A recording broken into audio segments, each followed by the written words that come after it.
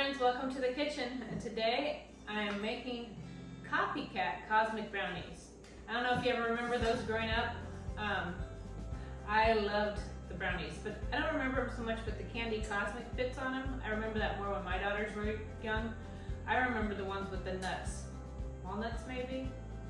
And my mom used to store them in the refrigerator. I'm not sure why. So they tasted more like fudge than a brownie. And that was a guilty childhood. That and the Swiss cake rolls. And totally, I don't know, tell me if this is how you ate your Swiss cake rolls, but I would like peel off all the outer chocolate shell and eat it. And then I would unroll them and eat them until the very last center strip with the cream and then eat that last. So, and I liked them better cold as well. I don't know why. But anyway, I ran across where they were making a copycat brownie of those cosmic brownies. I'm like, you know what? I want to try that. I want to see if I can make a brownie that tastes like that, maybe even possibly better. It'll be interesting to know. I don't have any actual cosmic brownies in the house to do like a taste test, but I'm still going to try it this way. So it starts with, we need some butter.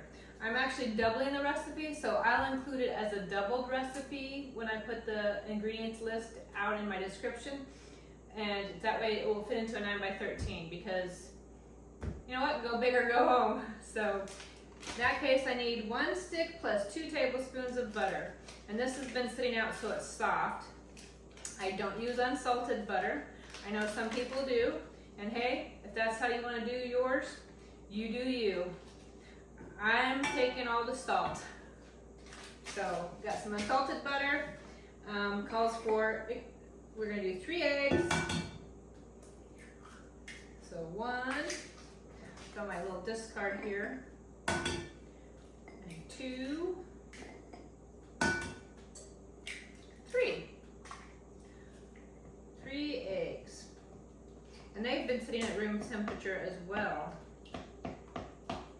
And you know you're to the age when you like to cook and bake where you have a favorite spoon. I've watched a lot of like YouTubers from Japan and South Korea, and they use a lot of the wooden utensils. And I like the aesthetic, but I also like that's better for us than using some of the ones out there now. So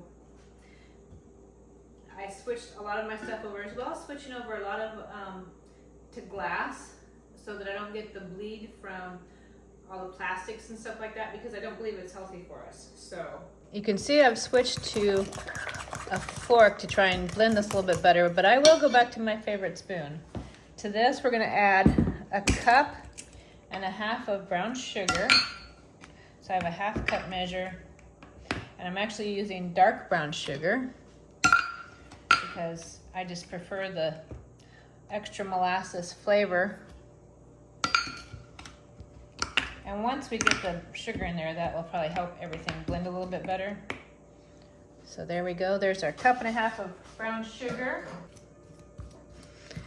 Get that stirred in. Yeah, I always was a light brown sugar person because, like, you know, brown sugar is brown sugar. I didn't even realize, to some degree, quite honestly, that there was a dark brown and a light brown sugar until my husband pointed it out and was like, ooh, you should do that. Which, I love molasses, and that is what makes the brown sugar is molasses. And matter of fact, that's a cheat. If you don't have any brown sugar, you can take some molasses and add it to regular sugar and blend that up until it's the consistency you want, and then you'll have brown sugar. I like molasses, so I like the darker brown sugar. I mean, look at the richer color. Now to that, we're going to add 1/2 cup of cocoa, and this is baking cocoa. And I use dark chocolate baking cocoa because I like dark chocolate, but don't feel like you have to. You use the baking cocoa you like. I just recommend that you try and get the best quality of baking cocoa you can, because the better quality, the better flavor. And we're also going to add, let's see, we need a 1/2 teaspoon of salt.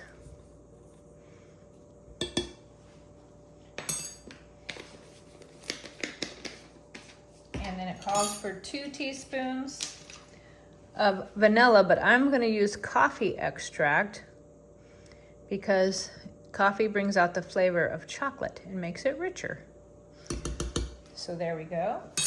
Now the last thing it asks for besides flour is 2 tablespoons of honey. And quite honestly, I just don't feel like using 2 tablespoons of honey. So I'm gonna stir this up real quick.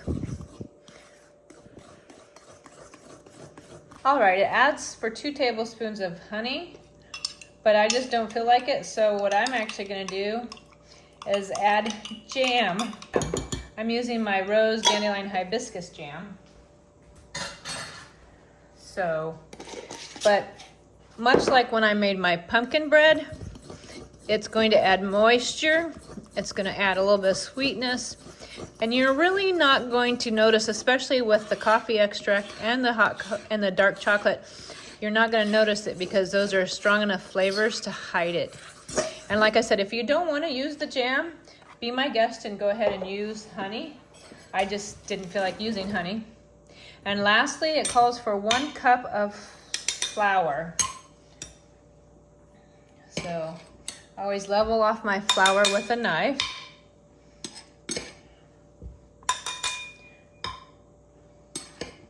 Because you don't want to pack the flour. It will make your baked goods tough. So you want to stir it, scoop it, and then level it with your knife. And then we'll stir that in. Now we can scoop it into the pan. I have a 9x13 sprayed. And if you wanted to, although it's not going to be like the Cosmic Brownies, you could add chocolate chips here into the batter or nuts.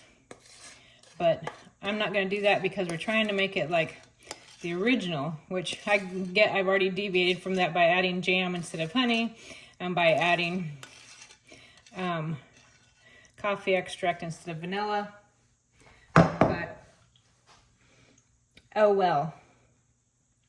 When you start baking in the kitchen and doing stuff, it kind of becomes your own. So we'll spread this out and then we'll bake it.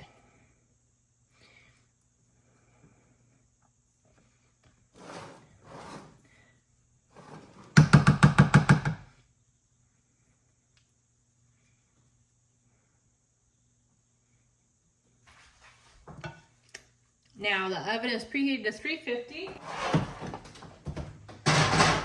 15 minutes on my timer.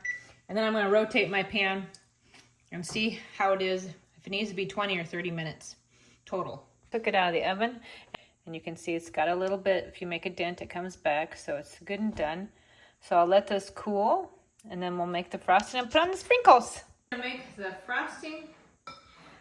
They make a ganache, which I love a ganache, don't get me wrong. I love the flavor of a ganache, but then it has to stay chilled and cold, which I don't really want to keep these cold. Also, sometimes the heavy cream is too rich for me, so I'm going to do it a little bit different. So I'm kind of modifying it to make it the way I want it to be.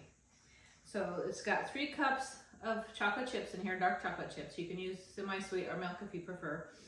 And then it had 2 tablespoons of coconut oil. And I'm going to add to this a little bit of, well, let's start with coffee extract, once again to bring out the coffee flavor. So I'm going to do, not the coffee flavor, the chocolate flavor. Coffee enhances the flavor of chocolate. Yes, it does. That's why if you've ever noticed that sometimes when you're eating chocolate, coffee goes well with it. Mix that in. And I've microwaved it for about a minute and 45 to 2 minutes.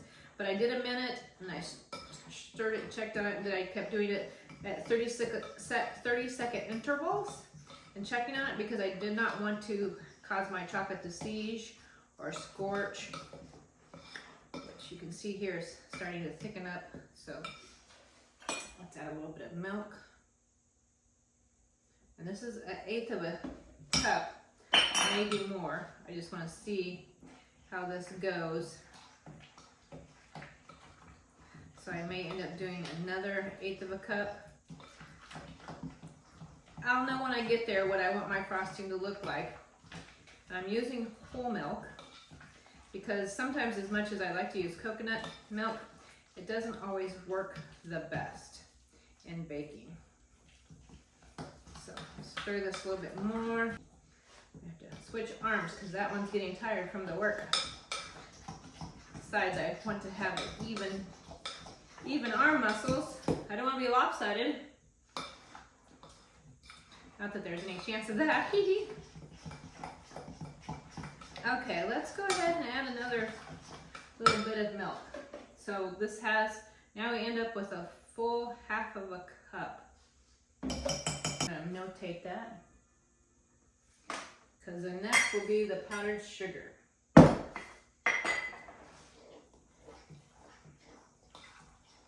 Ooh, nice and smooth. So I have a 1/4 cup measure. So I'm going to start with a 1/4 of a cup. Like I said, I'm kind of winging this as I go, and I will write it down correctly for you so you don't have to wing it, because I paved the way. One more, so it'll also be a 1/2 a cup of powdered sugar.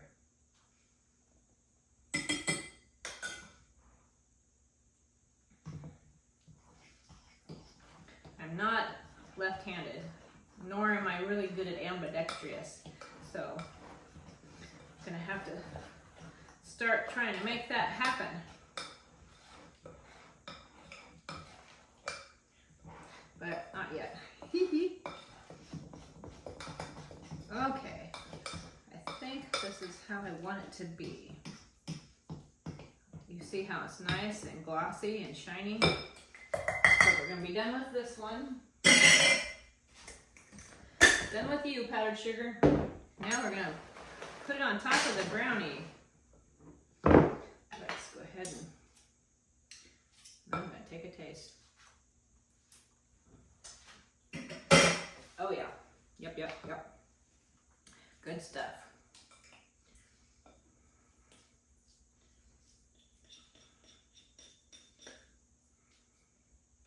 So this will be kind of like that, because you think about the frosting on it. It's not a buttercream frosting. It's almost like its own little fudgy layer of frosting on top of those brownies. So that's what this is mimicking, is that similar fudgy layer. It's a different type of frosting. It's not the buttercream frosting. And it's nice and glossy and shiny. And I've got my offset spatula here to frost it with.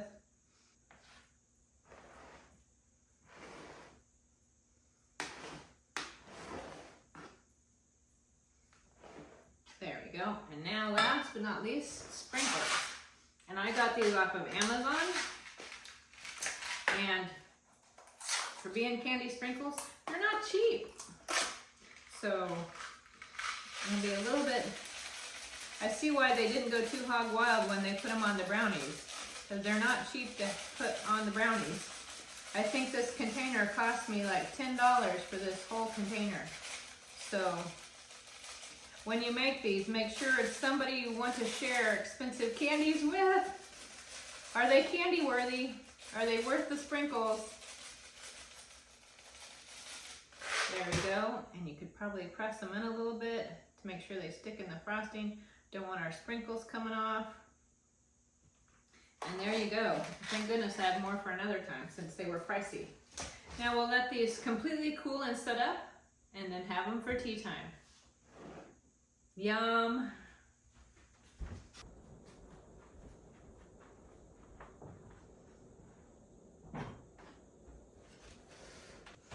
Hi, welcome to tea time. Now we can have our brownies. And look at that.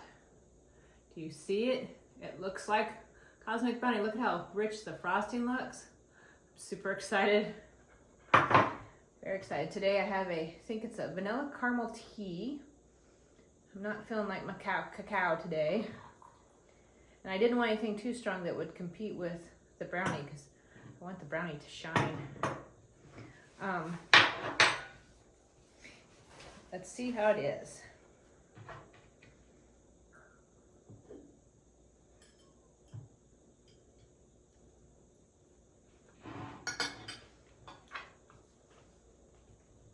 Hi, Lexi. Wow. That's an amazing brownie. Absolutely delicious. My best friend and I used to go to this mall in Grand Island, Conestoga Mall.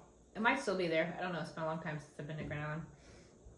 And they had this little bakery inside that had brownies. We always called them the mall brownies because they were amazing. And these remind me a bit of those mall brownies. Now, do they remind me of the actual cosmic brownie? Yes and no. Yes, because the brownie part has that same fudginess. The candy's definitely on top, and the chocolate really shines. The frosting, and I know I altered it, is more lighter and smoother, and it isn't like thin and fudgy like the original. But it tastes amazing, and I don't care that it doesn't taste like the originals. But, you know, that got me to thinking that, what's the difference between a copycat and original? You know, how do you know which one's the real thing? Or when it comes to people, how do you know they're the real deal?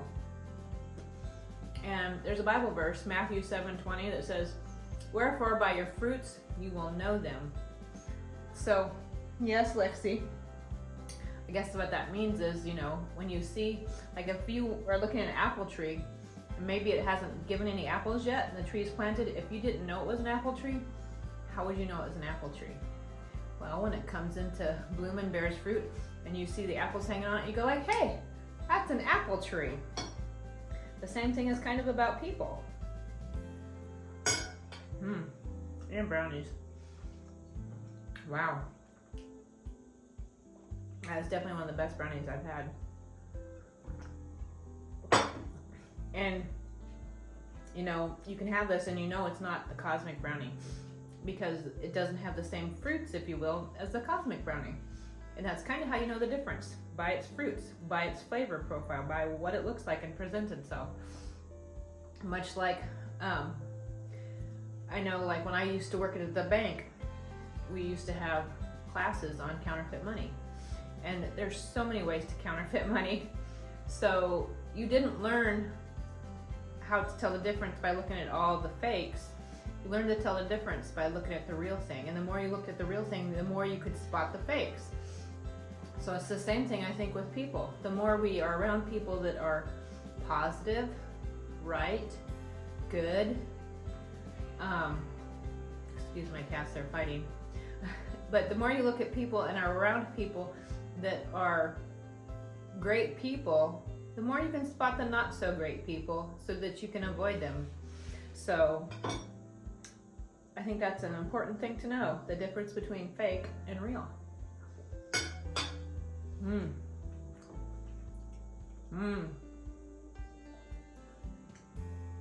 Well, these may not be the real cosmic brownie, but they are really good.